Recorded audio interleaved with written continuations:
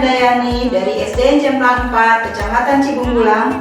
Saya Nasia Ningsih dari SDN Muara 03, Kecamatan Pamijahan. Saya Umu Saada dari SD Negeri Gunung Picung 05, Kecamatan Pamijahan. Saya Endang Suwarman dari SMP Negeri 2 Demilia. Selamat menyaksikan.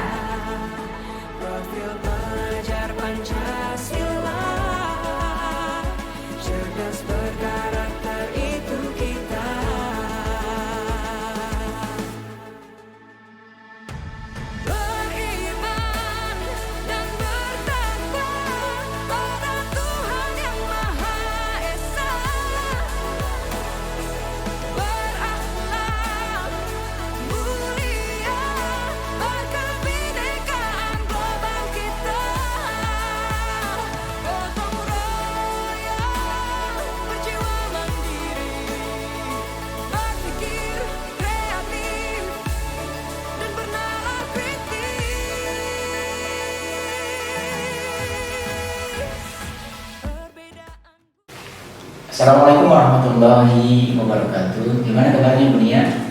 Waalaikumsalam warahmatullahi wabarakatuh. Alhamdulillahirrahmanirrahim. Kabar saya baik Pak. Kabar Bapak sendiri bagaimana Pak? Alhamdulillah saya sehat. Mohon maaf Bu Nia, saya mengambil waktunya. Mudah-mudahan Ibu Nia bersedia untuk waktunya kita manfaatkan untuk aktivitas kegiatan observasi yang akan saya lakukan saat nanti Ibu Nia melakukan kegiatan percakapan coaching bersama coaching. Nah, pada kesempatan praobservasi ini, saya ingin melihat apakah Ibu Nia sudah dapat mempraktikkan rangkaian supervisi akademik berdasarkan paradigma berpikir coaching. Kemudian yang kedua, saya ingin melihat apakah Ibu Nia sudah dapat melakukan percakapan coaching dengan Aluh Tirta. Kemudian yang ketiga, saya pun ingin melihat apakah Ibu Nia sebagai coach sudah dapat memperhatikan 3 kompetensi inti coaching, yaitu presence, mendengarkan aktif, dan mengajukan pertanyaan berbobot dalam percakapan coaching. Dan yang terakhir, saya ingin mengamati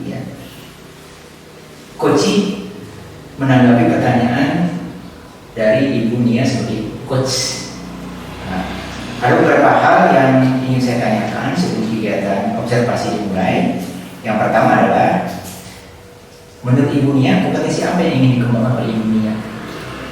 Dalam percakapan coaching ini Pak, saya ingin mengembangkan 3 kompetensi coaching. Yang pertama itu presence, kemudian yang kedua mendengarkan aktif, dan yang ketiga mengajukan pertanyaan yang berbobot dalam percakapan coaching ini. Luar biasa Ibu Nia, kompetensi 3 kompetensi inti Ibu Nia ya, dalam percakapan coaching ini. Namun secara spesifik, apa yang ingin Ibu observasi? Yang secara spesifik ingin diobservasi oleh Bapak ya, yang itu kompetensi memberikan pertanyaan yang berbobot kepada coach saya. Nah, menurut Ibu Nia, indikator apa untuk tercapaian dari tujuan pengembangan yang diinginkan? Yang saya inginkan dari percakapan coaching ini, tujuannya itu coach saya itu dapat menemukan solusinya sendiri berdasarkan jawaban-jawaban dari pertanyaan-pertanyaan yang saya ajukan. Nah, terima kasih Ibu Nia, percakapan kita praobservasi. Mudah-mudahan kegiatan percakapan coaching ini dapat berjalan dengan baik sehingga coachingnya nanti dapat menemukan jawaban-jawaban dari pertanyaan-pertanyaan yang tadi diajukan oleh Ibu Nia. Sekali lagi saya ucapkan selamat melakukan kegiatan aktivitas percakapan coaching. Terima kasih. Assalamualaikum warahmatullahi wabarakatuh. Saya panggilkan coach saya dulu ya Pak. Silakan. Assalamualaikum warahmatullahi wabarakatuh. Waalaikumsalam. Apa kabar Bu? Baik, Bu Nia. Alhamdulillah. Alhamdulillah Bu. Ibu kan tadi itu sudah memberitahu saya bahwa Ibu meminta saya untuk melakukan percakapan coaching ini ya Bu ya. Nah, sebenarnya ada permasalahan apa sih Bu di sekolah Ibu sehingga Ibu mau melakukan percakapan ini? Oh iya, ini ya Bu Nia, ada sesuatu yang sangat dari pikiran saya, bahwa ada anak di kelas saya, kelas 4 itu dia tidak mau belajar sendiri, harus didampingi dengan anak-anak di kelas. Ya jadi saya merasa bahwa anak itu harus apa ya, harus ada yang harus disolusikan gitu ya untuk permasalahan ini. Nah seperti itu. Jadi anak ibu itu tidak mandiri berarti ya Bu? Betul, iya. Nah sebenarnya apa sih tujuan ibu untuk percakapan ini, sehingga ibu itu pengennya seperti apa ibu? Nah tujuan saya itu misalnya dalam percakapan ini yaitu satu, saya ingin anak itu mandiri belajar tanpa didampingi kedua orang tuanya, dan bersama ibunya. Yeah. Lalu kedua, anak ini saya ingin dia itu bersosialisasi dengan teman-temannya seperti teman-temannya yang lain gitu ya. Bisa bercanda, bisa lari-lari ke sana ke sini. Sedangkan saya lihat dia itu kayaknya sendiri gitu tanpa sama orang tuanya aja gitu. Jadi saya melihat kok anak itu kayak ada sesuatu gitu. Ya, berarti anak ibu itu setiap harinya diantar terus sama orang tuanya. Betul, setiap hari diantar dan setiap hari pun dia masuk belajar itu bersama ibunya gitu. Oh, jadi belajar itu sama ibunya? Betul, dia masuk seperti mahasiswa yang lain gitu, masuk duduk di kelas gitu sama. Jadi saya mengajar orang tuanya pun belajar gitu, ikut belajar seperti itu. Nah, ketika itu ibu kan setiap hari itu diantar terus, apakah ibu pernah lihat tidak bahwa anak itu diantar oleh orang lain selain ibunya dari pihak keluarganya misalnya? Setahu saya belum pernah gitu, selalu diantar oleh ibunya saja. Berarti dia dekat sekali sama ibunya ya, Betul. tergantung sekali sama ibunya. Iya. Kira-kira ibu pernah melakukan usaha apa tuh untuk supaya si anak itu bisa mandiri? Yang pertama saya lakukan, pertama mencari identifikasi dulu ya, misalkan anak ini kenapa. Nah saya tanyakan kepada guru kelas 1-nya, kenapa anak ini selalu didampingi oleh ibunya. Ya mungkin karena kelas 1 ya, saya maklumi gitu ya. Terus naik ke kelas 2, saya tanyakan lagi kenapa ini si namanya Fahri ya, dia selalu didampingi oleh ibunya. Ya karena jawabannya tidak mau kalau dilepas oleh ibu nangis. Ya oke, misalkan saya tidak apa-apa mungkin kelas 2, tapi begitu juga kelas 3, begitu juga sama gitu. Saya tanyakan, jawaban dari mereka itu sama gitu. Jawabannya tidak mau lepas dari ibunya. Nah sedangkan di kelas 4 ini masa sih harus dengan ibunya kembali gitu. Nah, seperti itu. Jadi usaha yang ibu lakukan itu ibu mengidentifikasi kenapa anak tersebut bisa seperti itu. Nah kira-kira ketika ibu melakukan usaha tersebut, ada nggak sih ibu hambatan-hambatan yang ibu temui? Hambatan-hambatan yang saya temui ya ada gitu ya.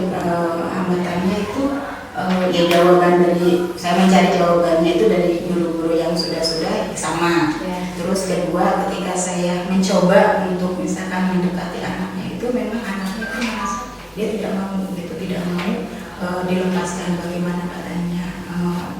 Seperti itu hambatannya gitu. Jadi dia tidak mau lepas dari ibunya gitu. Jadi hambatannya itu dari dalam diri si Fahri itu tersebut ya Bu ya? Betul. Nah, menurut ibu dari usaha yang sudah ibu lakukan, itu teh berada pada skala berapa Bu? Dari skala 1 sampai 10 menurut ibu ada di skala berapa nih Hambatannya? Apa yang sudah ibu lakukan? Skala yang saya misalkan sudah lakukan adalah 7-8 lah gitu ya, sekitar 7-8. Dan yang kalau yang ibu inginkan si anak itu supaya berhasil itu di angka berapa Bu? Angka 9. Jadi anak yang seperti apa Bu? Ya di angka 9 itu Bu? Angka 9 itu dia satu lepas dari ibunya, belajar berarti mandiri. Kedua, anak itu bisa bersosialisasi dengan teman-temannya yang lain, ya bercanda-bercanda dengan selayaknya anak-anak yang lain lah gitu ya. Karena dia itu merasa saya lihat seperti ada sesuatu yang misalkan dalam dirinya. Ya kadang saya melihat itu anak ini apa introvert atau dia punya apa gitu. Nah seperti itu. Luar biasa sekali ya. Nah kemudian untuk mencapai tadi yang ibu inginkan tadi, apa rencana ibu ke depannya supaya anak tersebut bisa mandiri? Nah rencananya yang saya inginkan ya sebelumnya dengan berbicara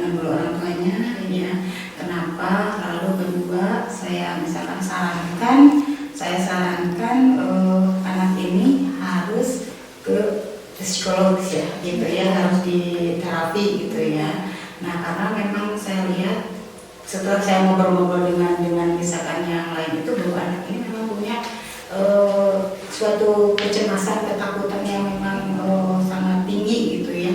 Jadi seperti punya rasa trauma yang mendalam, seperti itu. Berarti yang pertama itu ibu akan melakukan percakapan dengan kemudian akan melakukan pemeriksaan sebagai secara medis. Nah, kira-kira dalam waktu berapa lama ibu bisa berhasil seperti yang ibu harapkan tadi? Nah, ketika saya itu kan ngobrol dengan misalkan dengan teman sejawat, ya saya misalkan berusaha mungkin targetnya 1 semester gitu ya. Ternyata setelah dari awal tahun ajaran baru sampai sekarang ini ada perubahan-perubahan tuh sedikit-sedikit, banyak sekali perubahan-perubahannya sudah hari ini sudah mau ditinggalkan orang tuanya ya dalam jangka waktu sebulan ini gitu ya. Jadi dia sudah mau bersosialisasi dengan temannya. Nah, jangka waktunya ya dalam 1 bulan lah gitu. 1 bulan lagi akan mudah-mudahan anak tersebut bisa mandiri ya. Nah, kemudian dari situ komitmen ibu terhadap rencana ibu tadi seperti apa? Komitmennya ya selain berkolaborasi dengan orang tuanya, yaitu tetap selalu memberikan motivasi kepada Fahri bahwa kamu itu tidak sendiri ya. Misalkan kamu harus belajar, teman-teman itu banyak sekali yang care dengan kamu gitu ya. Jadi kamu harus bisa lepas dari ibu gitu. Jadi jangan belajar itu harus dengan teman-teman aja. Jadi memonitoring ya Bu ya? Iya, motivasi dan kolaborasi dengan orang tua. Iya, sangat baik sekali Bu. Kemudian tindak lanjutnya nih Bu, tindak harus seperti apa Bu? Tindak lanjutnya ya saya akan lihat dulu perkembangannya Fahri, dan juga misalkan selalu terus intens dengan orang tuanya ya. Tindak lanjutnya lalu setelah itu kalau misalkan saya coba untuk menyarankan untuk psikolog itu ya, karena memang dengan misalkan dengan guru yang ya tidak bisa ya itu kan harus ada terapi gitu. Luar biasa sekali ya Bu. Dari rencana-rencana ibu sudah diungkapkan, kemudian komitmen dan tanggung jawab ibu sudah sangat bagus sekali ya Bu, luar biasa. Terima kasih Bu, percakapan kita sampai di sini Bu. Percakapan sudah selesai, ibu sendiri sudah menemukan solusi ibu sendiri ya Bu. Ya, ya mudah-mudahan apa yang hasil percakapan kita itu dan apa yang saya solusikan itu akan membuat saya lega dan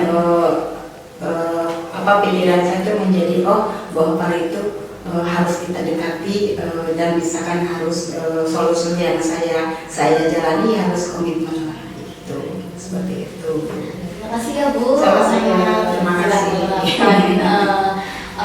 Anak-anaknya sudah memberikan suatu permasalahannya kepada saya, bukan tapi menyampaikan permasalahannya. Ya, terima kasih juga ya atas percakapan ini. Semoga apa yang saya utarakan dan solusikan ini dapat menyelesaikan permasalahan yang saya hadapi. Iya, terima kasih. Ya. Assalamualaikum. Waalaikumsalam. Terima kasih Bu Nia tadi sudah melakukan percakapan coaching bersama Koci. Ya. Saya mengamati beberapa poin yang dibantu oleh Rubik ya dalam kegiatan observasi ini. Apa yang sudah Ibu lakukan saat melakukan percakapan coaching ini? Pada saat coaching tadi Pak, saya itu sudah melakukan hadir penuh bersama coach saya.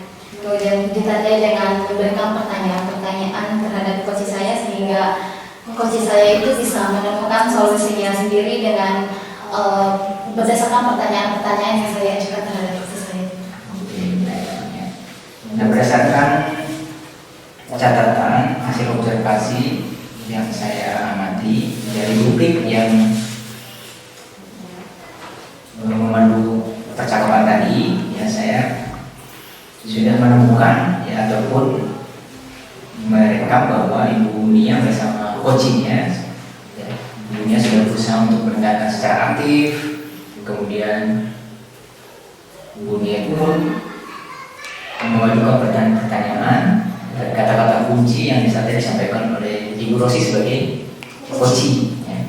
Kemudian Ibu Rosi ya, dengan pertanyaan yang disampaikan oleh Ibu Nia tadi itu dapat menemukan jawaban dari pertanyaan-pertanyaan yang dilontarkan dari Ibu Nia sebagai coach. Ya. Dan kemudian menurut Ibu Nia kompetisi apa lagi yang akan Ibu kembangkan sebagai coach? Kompetisi yang ingin saya kembangkan sebagai coach itu masih tentang pertanyaan yang berbobot ya Pak. Karena saya itu ingin menggali lebih dalam lagi potensi coach saya berdasarkan pertanyaan-pertanyaan dan berdasarkan kata kunci yang dikemukakan oleh coach tersebut.